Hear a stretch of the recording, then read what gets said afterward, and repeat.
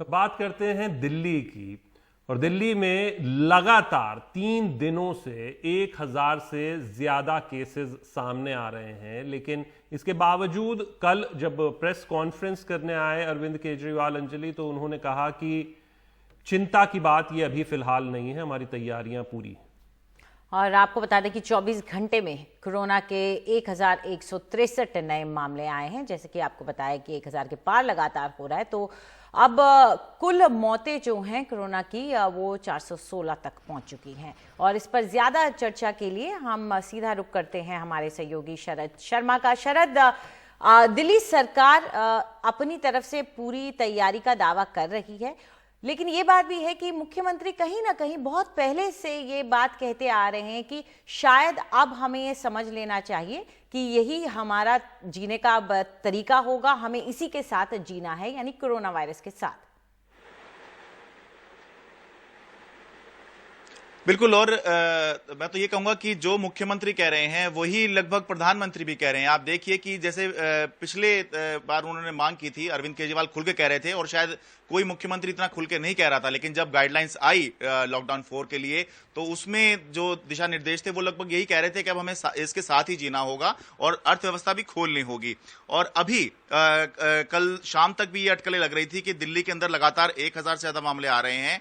क्या अब दिल्ली की जो रियायतें दी गई हैं वो कम हो सकती हैं, या जो ढिलाई दी गई है उस पर कुछ नकेल कसी जा सकती है केंद्र सरकार की तरफ से या दिल्ली सरकार की तरफ से, तो उसका भी जो है कोई अटकलों का कोई मतलब नहीं रहा, क्योंकि केंद्र सरकार ने अब लॉकडाउन खत्म करके अनलॉक की बात कर दी है।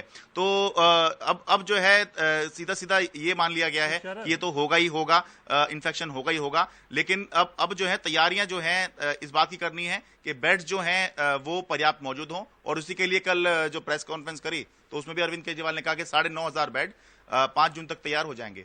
शरद, बड़ा छोटा सा सवाल कि क्या अब ये मायने नहीं रखता, क्योंकि कल एक परिमल ने भी एक बात कही कि अधिकारी से उनकी बात हुई, उन्होंने कहा कि 4 महीने तक मामले बढ़ते रहेंगे। तो अब इसको तो मान लिया है, अब इसके साथ ही जीना है। जो आप बेड की बात कर रहे हैं, बेड मिल नहीं रहे, उसको लेकर सेंटर और स्टेट में अपनी आपस की लड़ाई है। लेकिन ये संख्या और जीटीबी का जो अब वो भी जुड़ने जा रहा है 1500 बेड के साथ, तो क्या ये अंदेशा अब मान लिया है कि केसेस अब बहुत ज्यादा आने वाले हैं? आ ही रहे हैं, लगभग 1000 डेली केसेस आ ही रहे हैं। और पहले से ही इस बात का अंदेशा था कि केसेस बढ़ेंगे, क्योंकि इन्फेक्शन जो है वो उसका आकलन था कि तेजी से बढ़ेगा। तो लेकिन अच्छी बात यह है और इंतजार अब इस बात का है कि बेड्स तो बढ़ रहे हैं, बेड्स तो पहले ही सरकार के लिए खाली है, वेंटिलेटर सरकार के लिए खाली है। लेकिन इंतजार इस बात का है कि जिसका मुख्यमंत्री अरविंद केजरीवाल कह रहे हैं कि एक ऐप वो लॉन्च करने वाले हैं, जिसका प्रीव्यू कल मैंने देखा है।